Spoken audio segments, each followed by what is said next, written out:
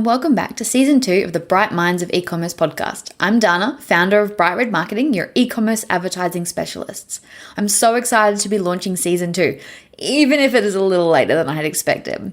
This season is jam-packed full of amazing guests. We've got brilliant success stories from a range of businesses, marketing experts to help with all aspects of your business, and I'm going to be making more of an appearance, sharing the behind the scenes of managing Facebook campaigns and the latest in the world of Facebook and Instagram advertising. So today we're going to start off with a summary of the infamous iOS 14 update, what it means, and what you can do to prepare. So let's get into it. Welcome to Season 2 with the 12th episode of the Bright Minds of E-Commerce podcast. So if you're here listening to this episode, welcome back. It's really nice to be back recording episodes, and I'm so excited to be sharing Season 2 with you. Now, if you're listening to this episode, you obviously know we're talking about the iOS 14 update. If you haven't heard about the iOS 14 update, I don't know where you live and how you have access to this podcast, because it clearly means you have internet. But the quick summary, I suppose, is that Apple have decided that they really want to clamp down on privacy concerns. So they have kind of made some rulings around how much data can be shared with apps like Facebook. Now, obviously that is a fundamental concern to anyone running Facebook ads because we rely so heavily on that data. So basically the iOS update is just a big limit on the data that can be collected through Facebook. And from the conversations I've had with Facebook, they are even looking at, rebuilding the whole ads manager from the ground up to kind of make sense of all this new data that we will have access to, or rather the limited amount of data we will have access to. So it's been referred to as the iOS 14 update. It was supposed to roll out early this year with the 14.4 update, and you may have noticed that started rolling out across Australia recently. Apple haven't actually announced an official rollout date yet, but Facebook, being Facebook, have given us a lot of kind of preemptive warning as to the sorts of things we need to look for. I think from, as I said, last conversations with Facebook, even they don't have a really clear idea of what's happening, how it's going to work, and, specifically how it's going to affect advertisers. However, there are a few key things that you can do that will make this transition a lot easier. So we're going to cover them today. I'm going to give you the quick list right now. So if you have got pen and paper or your iPhone in front of you, these are the kind of things you need to look at. You need to look at registering your domain name. You need to verify your product URLs. You need to focus on building your email list. You need to set up your event limits and your aggregated events. And you need to look at installing CAPI. Now, if any of those things don't make sense to you, that's fine, because we're about to go through them all. So firstly, most of these topics that we're about to talk about are gone through in far more detail on my blog, and to be fair, on pretty much anyone in this space's blog. So if at the end of this episode you have any questions whatsoever, a quick Google search will be able to clarify any of the particular topics. But there is a lot of information going around at the moment that is very vague. There's a lot of bits and pieces information around. So this will be a nice quick summary of all the things you need to look for and what you need to do about them. There's some things you can't do just yet, but there's plenty you can do kind of in preparation. So the first thing that you need to do is obviously register your domain. This was pretty common knowledge a couple of months back, but I know there's some people that missed that memo. It wasn't a very well publicized memo at that. Essentially what Facebook are asking you to do is to verify the domain that's linked to your Facebook ad account, because the way the iOS update is going to work is you can only have one domain per pixel. So this does cause a lot of problems for people that are running internationally. I was talking to someone the other day that have a US based store and an Australia store, but they run off the same domain. So they're kind of facing some really difficult decisions around, which one of these do they have the pixel installed, which one verifies. When we get to the aggravated events, that's where it really starts to cause problems. But if you're just one domain and one pixel, it's nice and easy for you. We do have a blog post on the website about how to do that specifically, but essentially all you do is go to Facebook, go to this little special section, verify your domain, say this is the domain that's connected to my pixel and my ad account. And I think there's a little piece of code that you have to install on your website, and it just makes things really nice and simple. It has been around for a while just as an extra level of protection and privacy. but it's kind of going to become a prerequisite for anyone operating once this iOS 14 update really, really rolls out. The second thing is to verify product URLs. So there's not a lot of information around on this one. It's sort of a best practice, I suppose, for Facebook. What you essentially need to do is just make sure that when you've got your Facebook product catalog set up, that it is operating properly. Because of the way this update is going to affect tracking, if you've got some products that aren't tracking, that's going to be far more impactful given the update than it currently is. At the moment, if you've got a couple of products that don't load through, it's not that big of a deal. Or if one of them doesn't work, it's really not that problematic. However, with the new update, it will become problematic. So it's just worth doing some extra research into your catalog, making sure there's no errors, making sure it's all set up properly. If you don't have a catalog set up or you are having a lot of issues, there is an app called Flexify, which is the one I would recommend, and it's the one we install for all of our clients. There's a free level of it, which is really great. Depending on how many products you've got and the functionality, there is a paid, but most of my clients, I think, are quite happy on the free version. The next tip is to focus on building your email list. Now, as a Facebook marketer, you might be wondering why I'm suggesting this. Now, as a Facebook marketer, I do always recommend that clients spend a lot of time focusing on and building owned media. So as much as Facebook and Instagram are highly profitable, incredible platforms to build your business, at the end of the day, they could disappear whenever.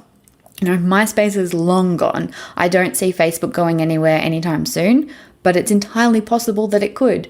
Facebook is a private entity. At any one point, they could say, we don't want people who sell towels to advertise on our platform anymore.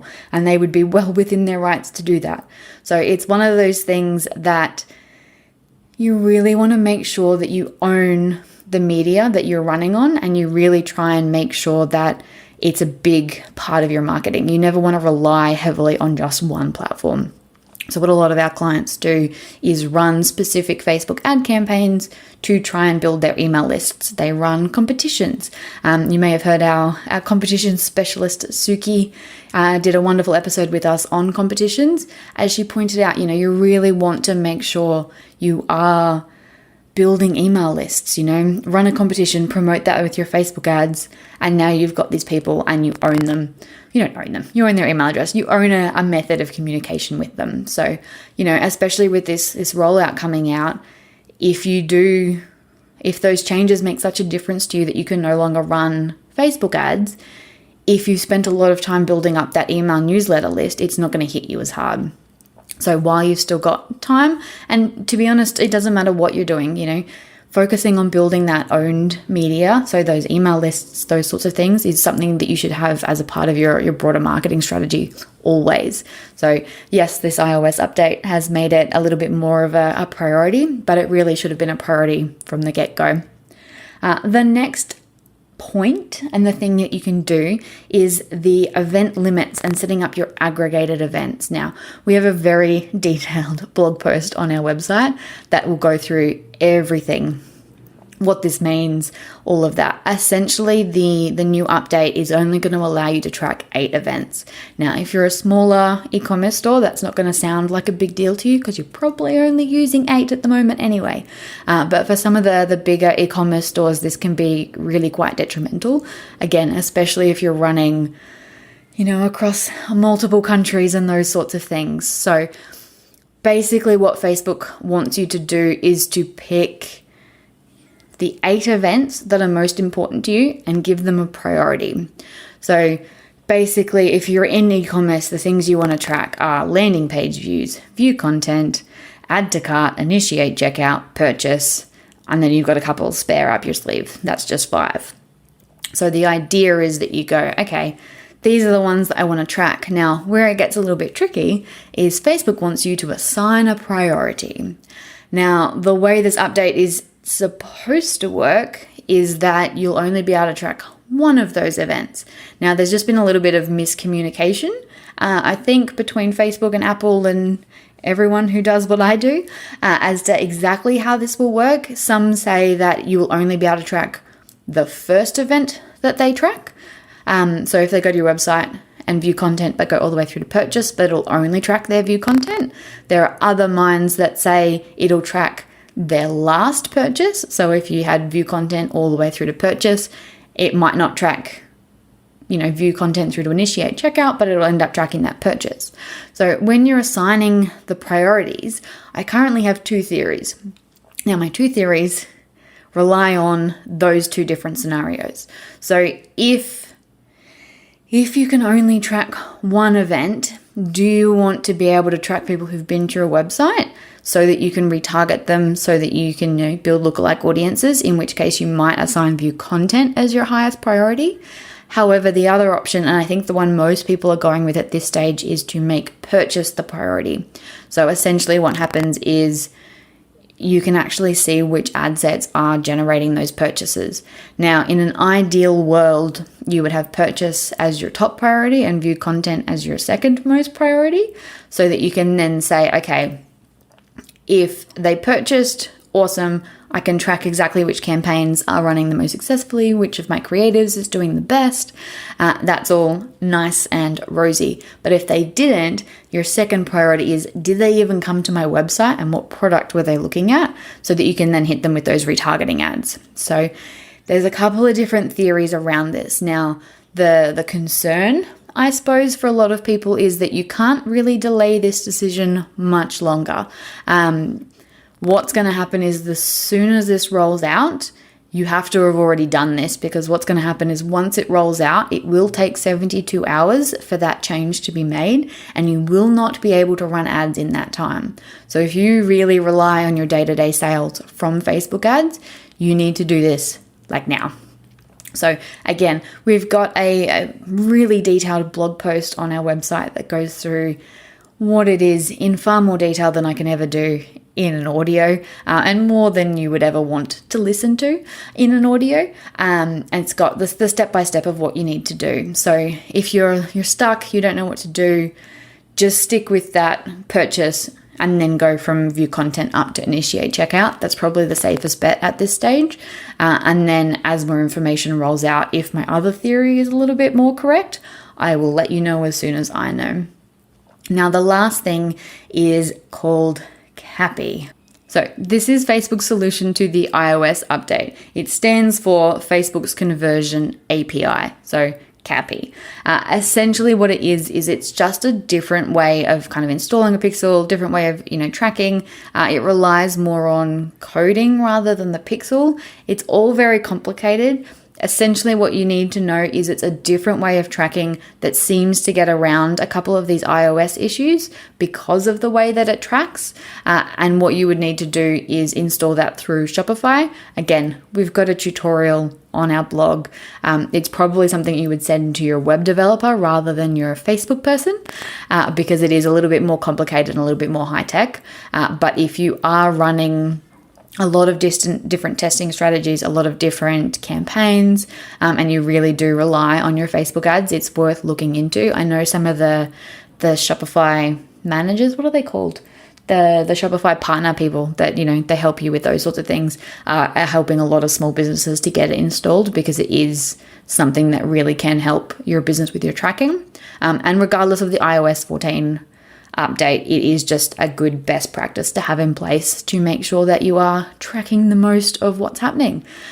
So they're the kind of 5 big things that you can do right now to kind of prepare yourself for the iOS 14 update, even though it's installing on your phones. And actually, let's add a 6th bonus point. When that app does launch and it does start coming out, you will start receiving notifications on your phone saying, hey, this person wants to track you.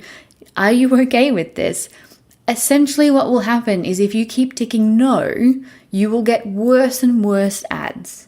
So the idea of Apple's tracking theory, and I know I'm speaking like a Facebook specialist here, like I get that. But the more you opt out of these things, the more the ads that you are shown will suck. So yes, it might be creepy that you Google laptops or think about laptops and then start seeing laptop ads, but it's a hell of a lot better, in my opinion, than getting ads for air conditioners when you're not in the mood for an air conditioner. So I think just as business people who are running Facebook ads, it's probably best practice to make sure that you are supporting other businesses by allowing them to track you. But maybe I'm too far down the rabbit hole. Who knows? So they're kind of the big things that you need to be aware of with this iOS update. I think the big thing here is it's going to hit everyone.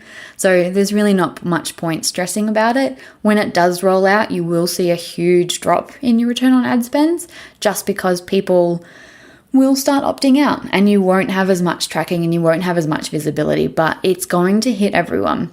And so many businesses rely on Facebook ads. I know we've made hundreds of thousands of dollars for our clients in even just the last couple of months. So there's going to be, and we're small fish compared to some of the big guys. I know some guys that spend, $100,000 to $200,000 a day. So there's going to be lots of people out there working on solutions, and those solutions and that information will filter through very, very quickly. I know Facebook are working really hard to make this as seamless as possible. These kind of industries have changed many times over, so it's certainly not the end of the world, but it's certainly the kind of thing that the more prepared you are, the easier the transition will be, and we will be here to share the updates as we go. So any questions, you know where to find us, but thank you and welcome back to the podcast. Thank you for listening to the 12th episode of the Bright Minds of E-commerce podcast. Don't forget, we load all of the links and show notes onto our website. You can find everything at www.brightredmarketing.com.au/show notes/episode and the number 12. The link will also be in the episode description. You'll also find the link to our free strategy sessions if you're ready to take the next step and want help with your Facebook ads. We'll be back in a fortnight with an amazing business success story. I've followed her business for years and I can't wait to share this upcoming episode with you. Have a great week and happy marketing!